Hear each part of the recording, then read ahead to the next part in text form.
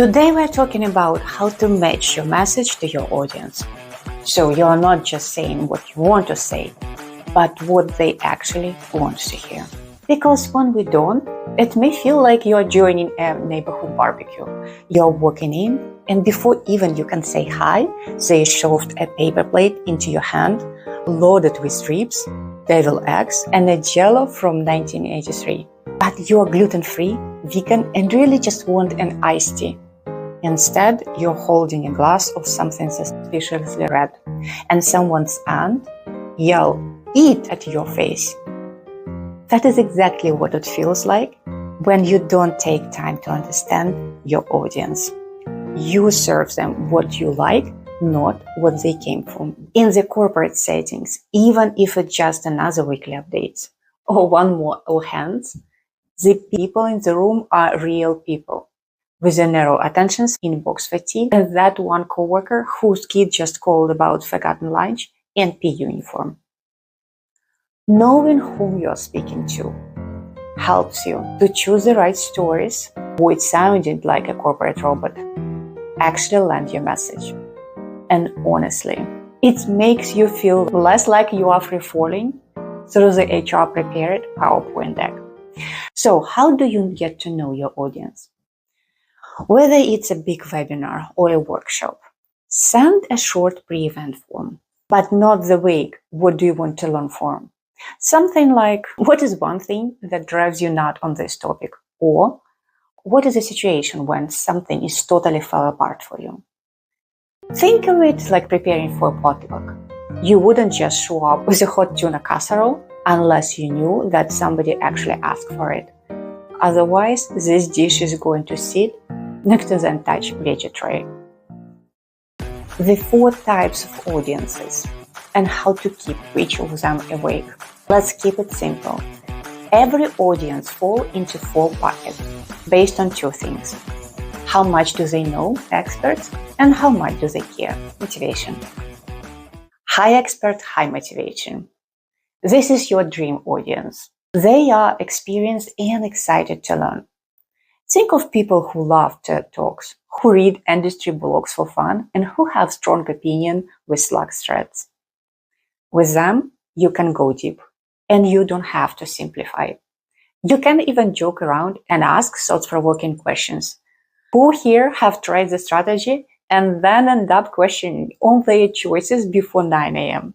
This audience does not need hand-holding. You are having a conversation with them, not a lecture.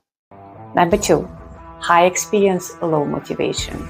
Now we are talking about the skeptical pros. They know their stuff, but they are tired. They may be a little cynical. They have been through company reorganization and buzzing words like synergy way too many times. The key here is to respect their experience without trying too hard. You can say, "I know a lot of you have been through several rounds of this, and you probably know what works and what doesn't. I am just here to share what finally worked for me." You can also invite them in. "Kim, I remember you handled that budget last quarter. What ended up working for you?" This helps them feel involved instead of just sitting with crossed arms, waiting for when it's over. Low expert, high motivation.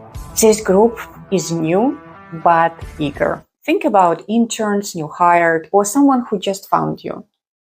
They want to learn more, but they don't know much yet. So keep it simple, avoid jargon, use real-life examples. And you may say, if you're wondering what is stakeholder matrix anyway, you are not the only one. We are going to build this from the ground up. And here is a nice bonus. Ask your more experienced people to help you with this chat or discussion. If some of you have done this before, jump in and share what have worked for you. Let's help each other out. It makes newcomers feel supported, and the seasonal people feels like experts, which builds a very good group energy. Number 4, low experience, low motivation, also known as my boss made me calm crowd.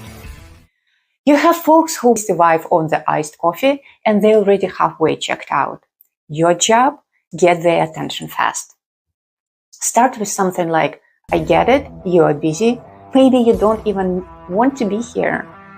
But in the next step, I'm going to show you 3 things that is going to save you time, headaches, and at least one awkward email thread next week. Make it about them. Give them a reason to stay.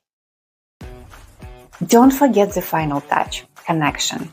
In person or speaking into the sea of little Zoom squares, people cannot even see if you are with them. Don't stare at your slide.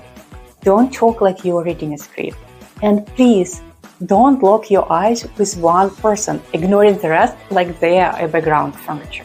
If that is a big group, split the room in your mind into zones. Look into each section as you speak so everyone feels included. If it's a smaller group, make sure you're looking at everyone, even that quiet person on the left who hasn't said a word, especially them. And no, don't look over people's head. Don't pretend that they're naked. Just be a human, talking to other humans. Because when people feel seen, they start paying attention. And if they feel that you actually care, they will remember what you have said. And seriously, don't end like this. Okay, thank you for your time. That is all what I got. Awkward silence, slide deck closes, and everyone walk out feeling weird. Please don't do it to yourself. Instead, give people a moment to reflect. What is one idea that you're walking away with? What would you like to try this week? Which part surprised you? This helps your audience to process what they just heard and, more importantly, remember it even better. Ask them to share out loud or share in the chat. If people share and say it out loud, there is a chance that they will remember. Think about it. You are not just ending the talk. You are planting a seed. And that is how your message grows, through the conversations, takes away, and those moments when somebody says, you know what? Somebody said the other day.